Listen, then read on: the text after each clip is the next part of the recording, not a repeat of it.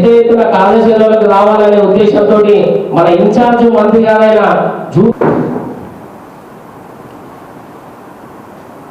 అందరూ కూడా హృదయపూర్వక స్వాగత నమస్కారాలు తెలియజేస్తూ అదేవిధంగా ఈ బీజేపీ నాయకులందరూ కూడా నమస్కారాలు తెలియజేస్తూ ఈరోజు దాదాపు గంట నుంచి గంటన్నర కూర్చొని కలెక్టర్ గారికి రాత పన్నెండు భవనం కూడా ఇవన్నీ కూడా క్రీడలకే కేటాయించాలి, దీంట్లో మినీ స్టేడియం కోర్టులు కూడా ఏర్పాటు చేయాలని చెప్పేసి ధన్పాల్ సుందర్ గారి కలెక్టర్ గారిని కోరడం జరిగింది. పాత కలెక్టరేట్ భవనాన్ని పార్కింగ్ గా ఏదైతే ఆ మ్యాప్ లో ఇచ్చిందో దాన్ని ఇమీడియట్ రద్దు చేయాలని చెప్పేసి కూడా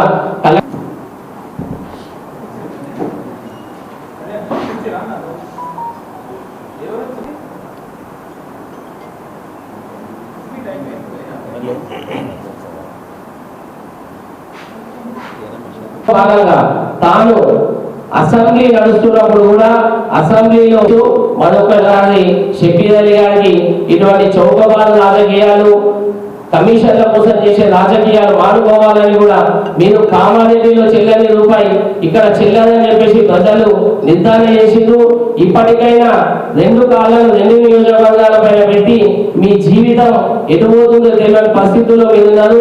ఇప్పటికైనా మీరు పునరాలోచన చేసుకొని మీ నిర్ణయాన్ని మార్చుకోకపోతే పెద్ద ఎత్తున రాబోయే రోజుల్లో మీరు మీ రాజకీయ భవిష్యత్తును కూడా కోల్పోతారని చెప్పేసి మేము ఈ రాష్ట్ర ప్రభుత్వానికి ప్రత్యేక సలహాదారు అని చెప్పుకుంటూ ఏదో చుట్టం చూపులో నెలకొకసారి మన అర్బన్ నియోజకవర్గానికి విచ్చేస్తా ఉన్నాం.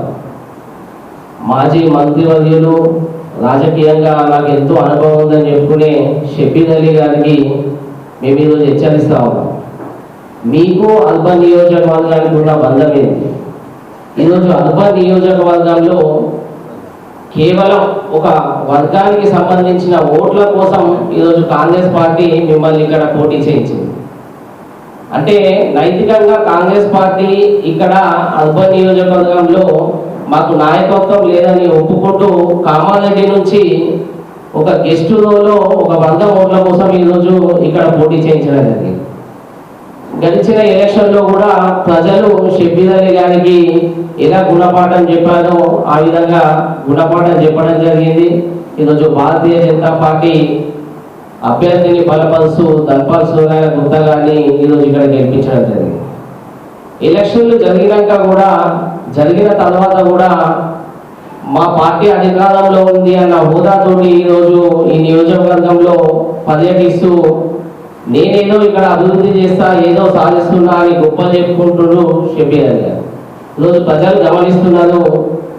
కేవలం ప్రభుత్వంలో ఉన్న మాకు కమిషన్లు కావాలి, మా ఇంకా ఉన్న అనుచరులకు వారికి కమిషన్లు కావాలి, ఆ కమిషన్ల కోసమే మేము ఇక్కడ నెలకొకసారి వచ్చి పర్యటిస్తున్నామని చెప్పేసి మీ పర్యటన చూస్తే ఈరోజు ప్రజలందరూ కూడా ఈరోజు ఆలోచిస్తున్నారు.